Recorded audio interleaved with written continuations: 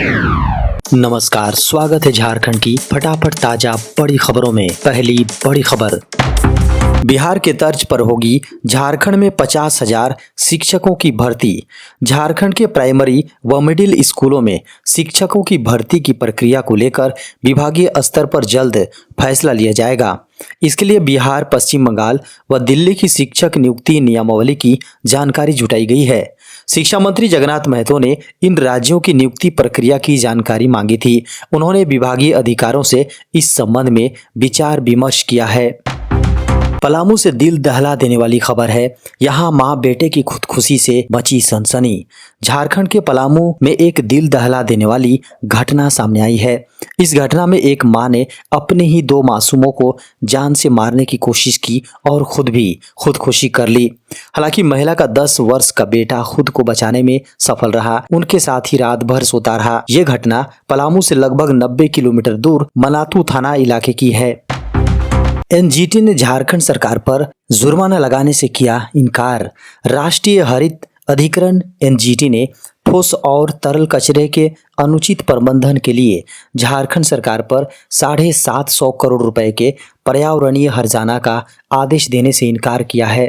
NGT ने राज्य सरकार के इस वचन का भी संज्ञान लिया कि ठोस और तरल अपशिष्ट प्रबंधन के लिए 1114 करोड़ रुपए पहले ही आवंटित किए जा चुके हैं। अधिकरण ने कहा, पर्यावरणीय मुआवजे के तौर पर 750 करोड़ रुपए का हर्जाना राज्य सरकार पर लगाया जा सकता है, लेकिन मुख्य सचिव के इस बयान के मद्देनजर ऐसा करना आवश्यक नहीं लगता है कि 1114 करोड़ रुपए की राशि संबंधित खाते में जमा की जाएगी, जिसका इस्तेमाल अपशिष्ट प्रबंधन के अंतराल को 1 वर्ष के भीतर कम करने के लिए किया जाएगा।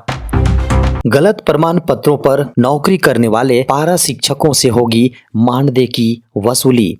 झारखंड सरकार झारखंड के 60,000 से अधिक पारा शिक्षकों यानी सहायक अध्यापक के लिए विशेष नियमावली बना दी है, पर इसके साथ ही सख्ती भी शुरू कर दी है। झारखंड शिक्षा परियोजना ने झारखंड के सभी जिलों को पत्र लिखा है। इस पत्र में कहा गया है कि वैसे पारा शिक्षक जिन्होंने फर्जी प्रमाण पत्र के आधार पर नौकरी हासिल की है या नौकरी की है, उन पर एफआईआर और मानदेय वसूली जैसी कार्रवाई की जाएगी। इसके लिए सभी जिला अपने यहाँ से पारा शिक्षकों की रिपोर्ट भेजें। परियोजना निदेशक किरण पासी ने कहा है कि अभी पारा शिक्षकों के प्रमाण पत्रों की जांच चल रही है। इसमें कई पारा शिक्षकों के प्रमाण पत्र में गड़बड़ी पाई गई है। ऐसे शिक्षकों पर अब कार्रवाई की जाएगी। रील्स या यूट्यूब पर ब्रांड प्रमोशन करने वालों पर लग सकता है जुर्माना। आजकल कई लोग इंस्टाग्राम रील, यूट्यूब वीडियो के माध्यम से सोशल मीडिया इन्फ्लुएंसर बनकर खूब पैसे कमा रहे हैं। ऐसे लोगों के लिए नया सरकारी नियम जारी हुआ है, जिसका उल्लंघन करने पर 50 लाख रुपए तक के जुर्माने का प्रावधान है। सरकार ने इसकी पूरी तैयारी कर ली है। भारत सरकार ने सोशल मीडिया इन्फ्लुएंसर के लिए उत्पादों और सेवाओं का प्रचार करते समय अपने भौतिक जुड़ाव और हितों का खुलासा करना अनिवार्य करते हुए कहा है कि ऐसा नहीं करने पर विज्ञापन को प्रतिबंधित करने जैसे सख्त कानूनी कदम उठाए जाएंगे। भारत सरकार के दिशा निर्देश भ्रामक विज्ञापनों पर अंकुश लगाने के साथ साथ उपभोक्ताओं के हितों की रक्षा के लिए जारी कोशिशों का हिस्सा है। इस लिहाज से ये अहम है कि वर्ष 2025 तक सोशल मीडिया इन्फ्लुएंसर का बाजार लगभग 2,800 करोड़ रुपए हो जाने का अनुमान है। आज सिमडेगा में मुख्यमंत्री खतियानी जोहार यात्रा सीएम हेमंत सोरेन होंगे शामिल। आज सोमवार को सीएम हेमंत सोरेन का सिमडेगा दौरा हो रहा है। वो सिमडेगा में मुख्यमंत्री खतियानी जोहार यात्रा कार्यक्रम में शामिल होंगे। इसको लेकर खतियानी जोहार यात्रा कार्यक्रम की तैयारी अंतिम चरण में है। प्रशासनिक और पार्टी स्तर पर सीएम के आगमन को लेकर तैयारियों को अंतिम रूप दिया जा रहा है। इस कार्यक्रम के जरिए सीएम जिलेवासियों को करोड़ों की योजनाओं की सौगात देंगे। 27 जनवरी तक रहेगा झारखंड का मौसम शुष्क। 22 जनवरी से लेकर 27 जनवरी तक झारखंड में मौसम शुष्क रहेगा। मौसम विभाग ने कहा है कि इस दौरान सुबह में धुंध रहेगा और बाद में आसमान स्वच्छ हो जाएगा, जिससे तापमान में थोड़ी वृद्धि होती नजर आएगी। मौसम विभाग ने पश्चिमी विक्षोभ के कारण जम्मू कश्मीर में बारिश होने का अनुमान जताया है। केंद्र शासित प्रदेश के काफी व्यापक स्थानों पर हल्की बारिश या हिमपात की संभावना है। किसानों को मिलेंगे सस्ते बीज, सरकार बना रही बड़ा प्लान।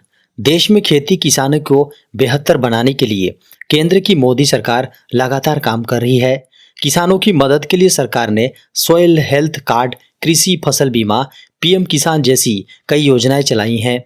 अब सरकार ऐसा कुछ करने जा रही है जिससे न केवल किसानों को सस्ते और बढ़िया क्वालिटी के बीज मिल सकेंगे, बल्कि देश का एक्सपोर्ट भी बढ़ेगा।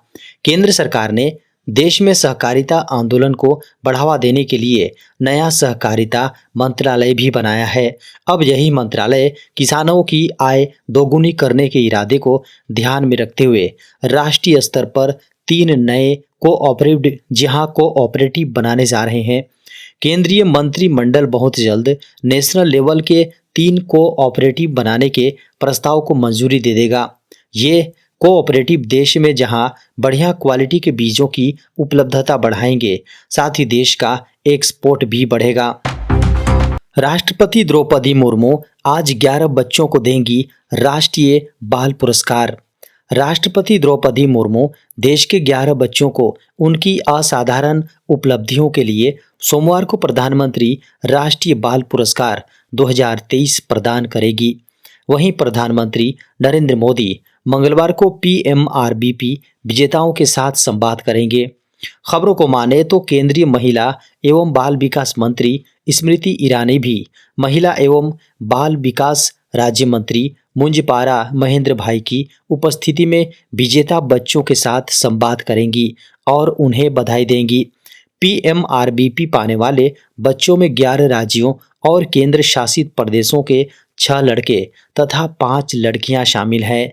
प्रत्येक विजेता को एक पदक, 1 लाख रुपए का नकद पुरस्कार और एक प्रमाण पत्र दिया जाएगा। देश में कोरोना संक्रमण के मिले 140 नए मामले। भारत में एक दिन में कोरोना वायरस संक्रमण के 140 नए मामले सामने आए हैं। इससे उपचाराधीन मरीजों की संख्या बढ़कर 1960 हो गई। वहीं मेघालय में 1 और गुजरात में 2 लोगों की कोरोना से मौत हो गई।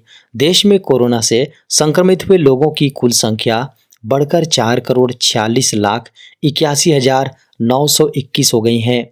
केंद्रीय स्वास्थ्य मंत्रालय ने रविवार को ताज़ा आंकड़े जारी किए हैं। रिपोर्ट के मुताबिक कोरोना से मरने वालों की संख्या बढ़कर 5,30,733 हो गई है। संक्रमण की दर 0.10% और साप्ताहिक दर 0.08% दर्ज की गई हैं। देश में कोरोना के उपचाराधीन मरीजों की संख्या बढ़कर 1960 हो गई हैं, जो कुल मामलों का 0.01% है। पिछले 24 घंटे में उपचाराधीन मरीजों की संख्या में 20 मामलों की वृद्धि दर्ज की गई है। आंकड़ों के अनुसार भारत में मरीजों के रिकवर होने की राष्ट्रीय दर 98.81% है। पीएम मोदी को लेकर बनी BBC की डॉक्यूमेंट्री सीरीज पर एक्शन। ब्रिटिश ब्रॉडकास्टिंग कॉरपोरेशन यानी BBC द्वारा जारी डॉक्यूमेंट्री सीरीज को लेकर केंद्र सरकार ने बड़ा कदम उठाया है। सरकार ने प्रधानमंत्री नरेंद्र मोदी से संबंधित इस डॉक्यूमेंट्री सीरीज के ट्वीट और यूट्यूब लिंक वीडियो को ब्लॉक करने के आदेश दिए हैं। ट्विटर और यूट्यूब से ये वीडियो और लिंक हटाए जा रहे हैं। बताया गया है कि यूट्यूब वीडियो के लिंक वाले 50 से अधिक ट्वीट्स को ब्लॉक किया गया है। इससे पहले विदेश मंत्रालय के प्रवक्ता ने BBC सीरीज को झूठे नैरेटिव और प्रोपेगेंडा का हिस्सा मात्र बताया था। बता दें कि BBC ने इंडिया द मोदी क्वेश्चन शीर्षक से 2 पार्ट में एक नई डॉक्यूमेंट्री सीरीज बनाई है। ये सीरीज गुजरात में 2022 में हुए दंगों पर आधारित है। पैन से आधार को लिंक करने की 31 मार्च है अंतिम तिथि। अगर आपने अब तक अपने आधार कार्ड को परमानेंट अकाउंट नंबर यानी पैन से लिंक नहीं कराया है तो आपके लिए ज़रूरी खबर है। इनकम टैक्स डिपार्टमेंट ने कहा है कि पैन को आधार से लिंक करना अनिवार्य है। पैन को आधार से लिंक करने की अंतिम तिथि 31 मार्च 2023 है। 31 मार्च के बाद आप पैन कार्ड के 10 अंकों के यूनिक अल्फा न्यूमेरिक नंबर का इस्तेमाल नहीं कर पाएंगे। इतना ही नहीं, आपको किसी भी तरह के वित्तीय लेन देन करने से भी रोक दिया जाएगा। जिन लोगों ने अभी तक अपने पैन और आधार को लिंक नहीं किया है, वे समय सीमा से पहले 1000 रुपये का जुर्माना देकर ऐसा कर सकते हैं।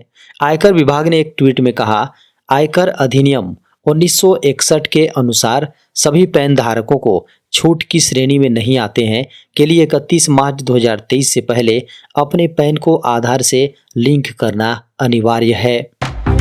अब केवल आधार नंबर से भी ट्रांसफर हो जाएंगे पैसे। आधार कार्ड का उपयोग आप सिर्फ पहचान पत्र के तौर पर ही नहीं, बल्कि इसकी मदद से पैसे भी निकाल सकते हैं। वहीं अब आप केवल आधार नंबर की मदद से एक अकाउंट से दूसरे अकाउंट में पैसे भी ट्रांसफ़र कर सकते हैं। आधार इनबिल्ड पेमेंट सिस्टम यानी AEPS की मदद से आप डिजिटल लेन देन कर सकते हैं। आधार नंबर की मदद से एक अकाउंट से दूसरे अकाउंट में पैसे ट्रांसफ़र करने के लिए ये system national payment corporation of India यानी NPCI ने डेवलप किया है। यह सिस्टम आधार नंबर, आइरिस स्कैन और फिंगरप्रिंट से वेरिफिकेशन करके ATM द्वारा फाइनेंशियल ट्रांजैक्शन करने की अनुमति देता है। इस सिस्टम को काफ़ी सुरक्षित विकल्प माना जाता है, क्योंकि इसमें आपको बैंक डिटेल देने की ज़रूरत नहीं होगी। अगर आप भी सर्विस का लाभ उठाना चाहते हैं तो आवश्यक कि आपका आधार कार्ड बैंक अकाउंट से लिंक हो। अगर आपका अकाउंट बैंक से लिंक नहीं है तो इस सिस्टम से आप पैसे नहीं निकाल पाएंगे।